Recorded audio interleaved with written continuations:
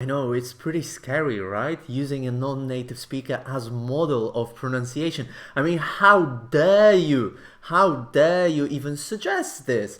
After all, we're used to the idea that it's got to be either a standard British model or a general standard American model of pronunciation that our students are going to imitate in our classes. This is the idea that as English teachers we've been trained to believe is the only correct idea. But I want to shake it and put it up on its head and suggest to you and even argue that we must start using non-native speakers as models of pronunciation.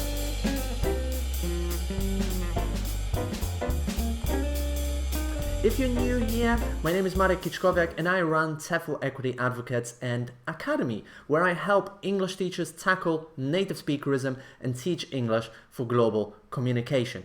If you're enjoying this video, then consider hitting the subscribe button and that little bell button next to it so you don't miss any of my future videos. So why would I argue that we need to start using non-native speakers as models of pronunciation? Well, first of all, I think that such model is simply more realistic.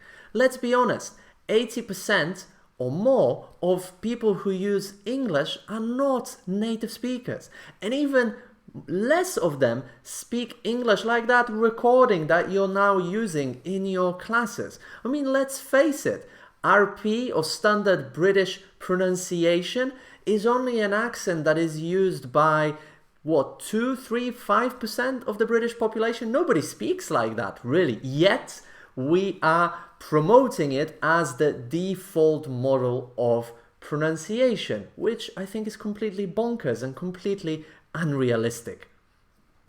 The second reason why I think you must start using non-native speakers as models of pronunciation is that such a model is simply more achievable. There is a lot of research that has been done on second language acquisition, among other things on acquisition of pronunciation.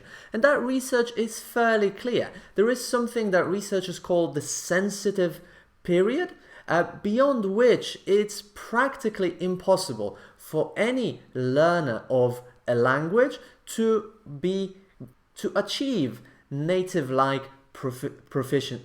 In other words, the vast majority of adult learners that you might be teaching are very, very extremely unlikely to be ever able to attain that standard native speaker model of pronunciation that we are playing to them in our classes.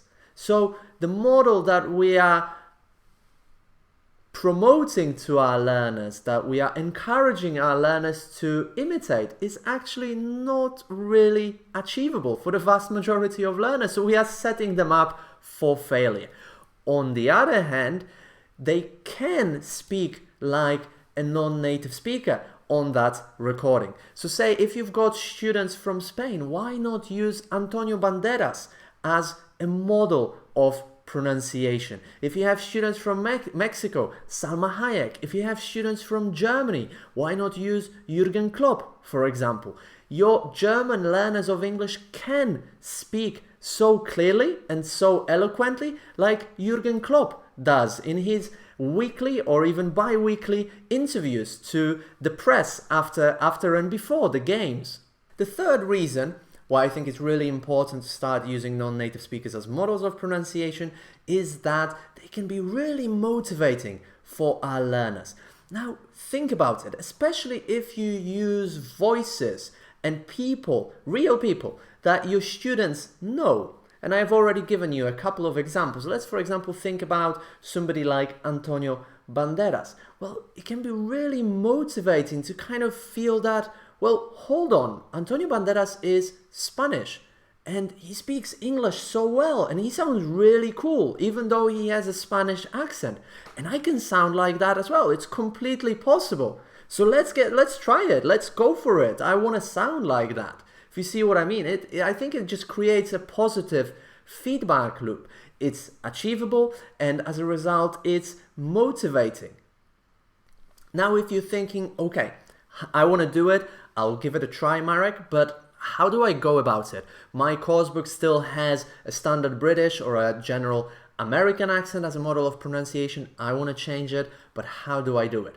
Well, I've got you covered here because Damian Beneto, who's a student on TEFL Equity Academy, has prepared a really good lesson plan that focuses on mega cities. And in this lesson plan, among other things, non-native speakers are used as models of pronunciation. So if you want to try this idea out and you don't feel like preparing a whole lesson plan yourself, then check it out. The link is right below this video. And as I mentioned, the author of this lesson plan is Damian Beneto, and he's a student on my TEFL Equity Academy. In fact, he's been working on the course, one of many courses that are available, and this course is how to write materials and lesson plans for teaching English as a lingua franca.